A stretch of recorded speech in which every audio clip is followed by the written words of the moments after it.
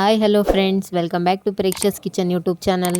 ಇವತ್ತಿನ ವಿಡಿಯೋದಲ್ಲಿ ಸಖತ್ ರುಚಿಯಾದ ಡಾಬಾ ಸ್ಟೈಲಲ್ಲಿ ಎಗ್ ಗ್ರೇವಿನ ಹೇಗೆ ಮಾಡೋದು ಅಂತ ತೋರಿಸ್ತಾ ಇದ್ದೀನಿ.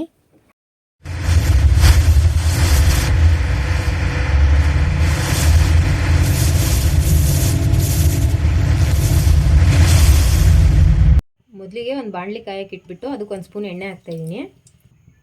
ಮೊಟ್ಟೆನ ಈ ಥರ ಮಧ್ಯೆ ಮಧ್ಯೆ ಕಟ್ ಮಾಡ್ತಾ ಇದ್ದೀನಿ. ಈ ಥರ ಕಟ್ ಮಾಡಿ ಹಾಕೋದ್ರಿಂದ ಮೊಟ್ಟೆ ಎಣ್ಣೆ ಇವಾಗ ಒಂದು 1/4 ಸ್ಪೂನಷ್ಟು ಖಾರದ ಪುಡಿ ಹಾಕ್ತಾಯಿದ್ದೀನಿ. ಒಂದು 1/4 ಸ್ಪೂನು ಅರಿಶಿನ ಪುಡಿ. ಇವಾಗ ಒಂದು 1/4 ಸ್ಪೂನ್ ಉಪ್ಪು ಹಾಕ್ತಾಯಿದ್ದೀನಿ. ಇವಾಗ ಇದನ್ನೊಂದು ಸರಿ ಮಿಕ್ಸ್ ಮಾಡೋಣ. ಮೊಟ್ಟೆ ಫ್ರೈ ಆಗಿದೆ, ತೆಗೆದಿಟ್ಕೊಳ್ತಾ ಇದ್ದೀನಿ. ಇವಾಗ ಅದೇ ಬಾಣಲಿಗೆ ಒಂದು 3 ಸ್ಪೂನ್ ಎಣ್ಣೆ ಹಾಕ್ತಾಯಿದ್ದೀನಿ.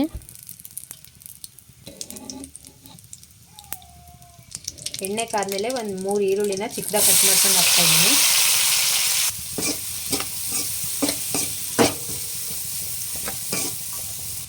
ಇದು ಇವಾಗ ಚೆನ್ನಾಗಿ ಫ್ರೈ ಆಗಲಿ. ಅಷ್ಟರಲ್ಲೇ ಮಿಕ್ಸಿ ಮಾಡ್ಕೊಳ್ಳೋಣ. ಇವಾಗ ಅರ್ಧ ಒಳಗೆ ಕೊಬ್ಬರಿ ಹಾಕ್ತಾಯಿದ್ದೀನಿ. ಇವಾಗ ಒಂದು 5 ಲವಂಗ, 2 ಏಲಕ್ಕಿ ಮತ್ತು ಸ್ವಲ್ಪ ಚಕ್ಕೆ ಹಾಕ್ತಾಯಿದ್ದೀನಿ. ಇದನ್ನು ಇವಾಗ ತರ್ತರಿಯಾಗಿ ರುಬ್ಕೊಳ್ಳೋಣ. ಇವಾಗ 1-2 ಟೊಮೊಟೊನ ಸ್ಲೈಸಾಗಿ ಕಟ್ ಮಾಡ್ಕೊಂಡು ಹಾಕ್ತಾಯಿದ್ದೀನಿ. ಇದನ್ನು ಇವಾಗ ಸೇರಿಸ್ಬಿಟ್ಟು ನೈಸಾಗಿ ಗ್ರೈಂಡ್ ಮಾಡ್ಕೊಳ್ಳೋಣ. ಈರುಳ್ಳಿ ಚೆನ್ನಾಗಿ ಫ್ರೈ ಆಗಿದೆ. ಇವಾಗ 1-2 ಸ್ಪೂನಷ್ಟು ಶುಂಠಿ ಬೆಳ್ಳುಳ್ಳಿ ಪೇಸ್ಟ್ ಹಾಕ್ತಾಯಿದ್ದೀನಿ. ಇದನ್ನ ಇವಾಗ ಹಸಿ ವಾಸನೆ ಹೋಗೋವರೆಗೂ ಫ್ರೈ ಮಾಡ್ಕೊಳ್ಳೋಣ. ಇವಾಗ ಒಂದು 1/4 ಸ್ಪೂನು ಕಾಳು ಮೆಣಸಿನ ಪುಡಿ ಹಾಕ್ತಾಯಿದ್ದೀನಿ. ಅರ್ಧ ಸ್ಪೂನ್ ಖಾರದ ಪುಡಿ ಹಾಕ್ತಾಯಿದ್ದೀನಿ. 1/4 ಸ್ಪೂನ್ ಅರಿಶಿನದ ಪುಡಿ ಹಾಕ್ತಾಯಿದ್ದೀನಿ. 1 ಸ್ಪೂನ್ ಧನಿಯಾ ಪುಡಿ ಹಾಕ್ತಾಯಿದ್ದೀನಿ. ಇದನ್ನೆಲ್ಲ ಇವಾಗ ಒಂದ್ಸರಿ ಚೆನ್ನಾಗಿ ಮಿಕ್ಸ್ ಮಾಡೋಣ. ಇದು ಮಿಕ್ಸ್ ಮಾಡುವಾಗ ಗಟ್ಟಿ ಅನಿಸುತ್ತೆ, ಅದಕ್ಕೆ ಒಂದು ಅರ್ಧ ಕಪ್ನಷ್ಟು ನೀರು ಹಾಕ್ಕೊಳ್ತೀನಿ.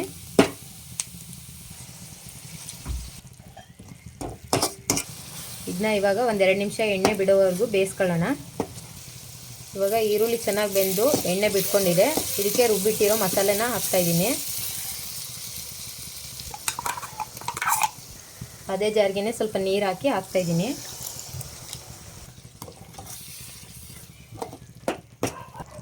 ಅರ್ಧ ಸ್ಪೂನಷ್ಟು ಉಪ್ಪು ಹಾಕ್ತಾಯಿದ್ದೀನಿ. ಇವಾಗ ಒಂದು ಲೋಟದಷ್ಟು ನೀರು ಹಾಕಿ ಒಂದು 6 ನಿಮಿಷ ಚೆನ್ನಾಗಿ ಬೇಯಿಸ್ಕೊಳ್ಳೋಣ. ಇದು 6 ನಿಮಿಷ ಆಯ್ತು. ಇವಾಗ ಚೆನ್ನಾಗಿ ಬೆಂದಿದೆ. ಇವಾಗ 1 ಸ್ಪೂನಷ್ಟು ಗರಂ ಮಸಾಲ ಹಾಕ್ತಾಯಿದ್ದೀನಿ.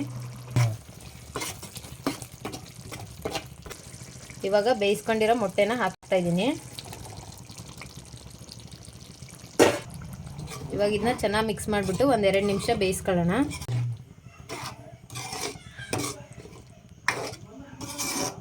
ಡಾಬಾ ಸ್ಟೈಲ್ ಮೊಟ್ಟೆ ಗ್ರೇವಿ ರೆಡಿಯಾಗಿದೆ. ತುಂಬ ರುಚಿಯಾಗಿ ಬಂದಿದೆ. ನೀವು ಒಂದ್ಸರಿ ಮನೇಲಿ ಟ್ರೈ ಮಾಡಿ ಹೇಗಿದೆ ಅಂತ ಕಮೆಂಟ್ ಮಾಡಿ. ಈ ವಿಡಿಯೋ ಇಷ್ಟ ಆದರೆ ಪ್ಲೀಸ್ ಲೈಕ್ ಮಾಡಿ, ಶೇರ್ ಮಾಡಿ, ಹಾಗೆ ನಮ್ಮ ಪ್ರೇಕ್ಷಸ್ ಕಿಚನ್ ಯೂಟ್ಯೂಬ್ ಚಾನಲ್ನ ಸಬ್ಸ್ಕ್ರೈಬ್ ಮಾಡಿ.